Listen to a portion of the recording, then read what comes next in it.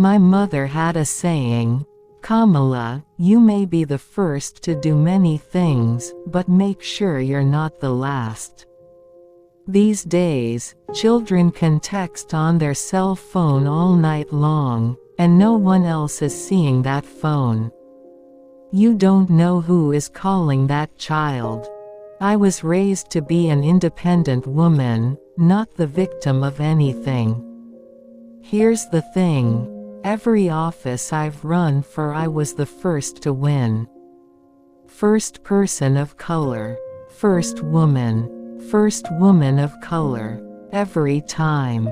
What's important for my daughter to know is that, if you are fortunate to have opportunity, it is your duty to make sure other people have those opportunities as well.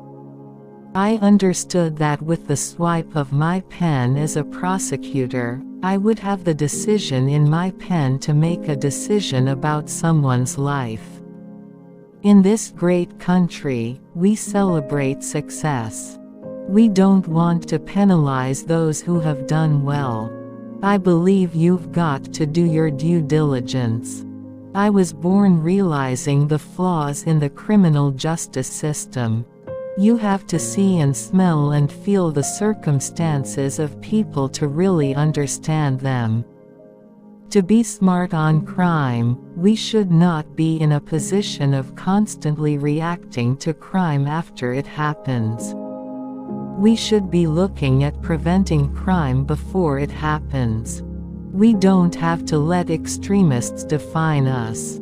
The truth is that the vast majority of Americans are good, fair, and just, and they want their country to reflect those ideals. I'm one of the luckiest people on earth. We're talking about in the Proposition 8 case fundamental rights, civil rights. I offer no apology for the position I took in Prop. 8. I grew up hearing stories about my grandmother, my mother's mother, who used to go to villages in India in her little VW bug. My grandmother would take a bullhorn and make sure women in these villages knew how to access birth control. Instead of giving corporations a big tax cut, let's give the middle class a real, permanent tax cut.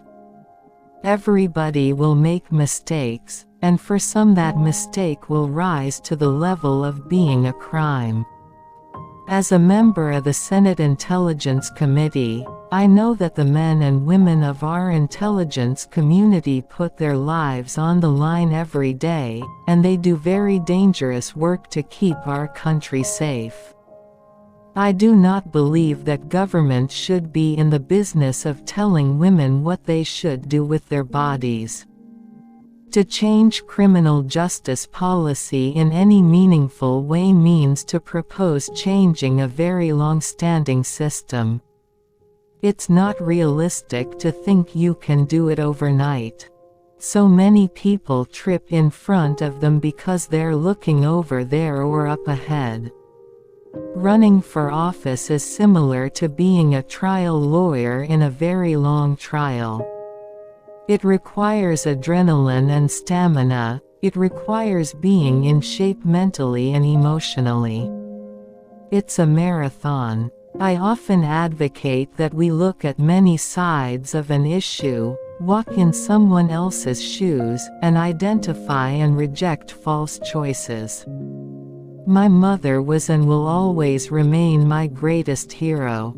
Getting smart on crime does not mean reducing sentences or punishments for crimes.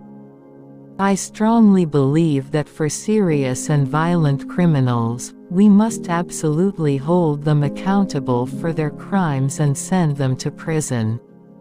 Listen, I think that people want a president who is going to be interested in the things that keep them up at night, the things that are weighing on them, the things that are debilitating and can be addressed.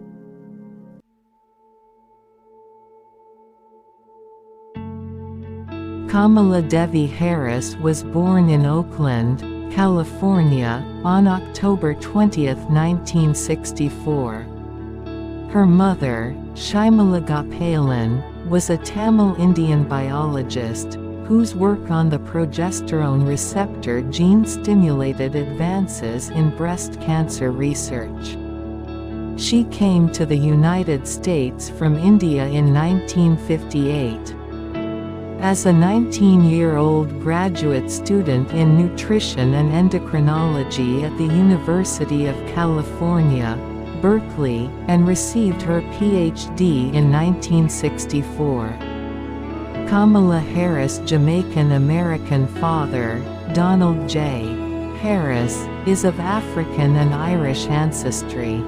He is a Stanford University professor of economics emeritus, who arrived in the United States from British Jamaica in 1961.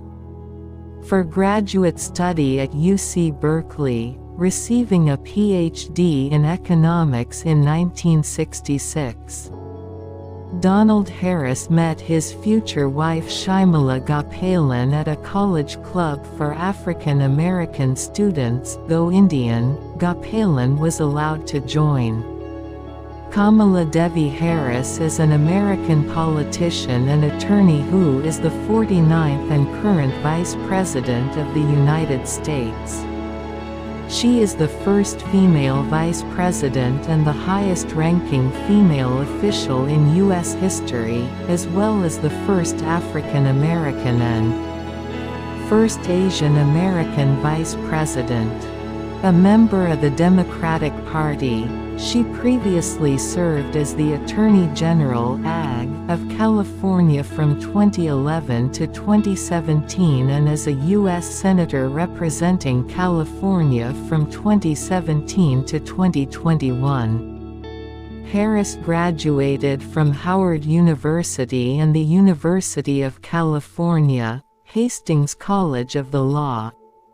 She began her career in the office of the District Attorney of Alameda County, before being recruited to the San Francisco DA's office and later the City Attorney of San Francisco's office.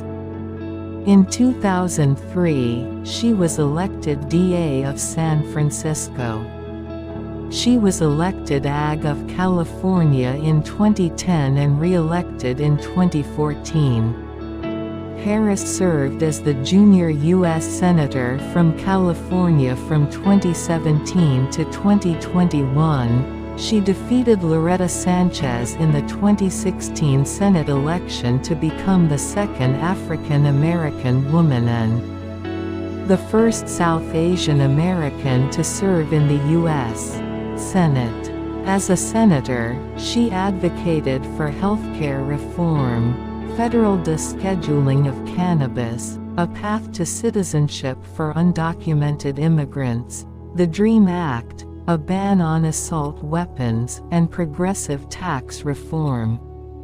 She gained a national profile for her pointed questioning of Trump administration officials during Senate hearings, including Trump's second Supreme Court nominee, Brett Kavanaugh, who was accused of sexual assault. Harris sought the 2020 Democratic presidential nomination, but withdrew from the race prior to the primaries.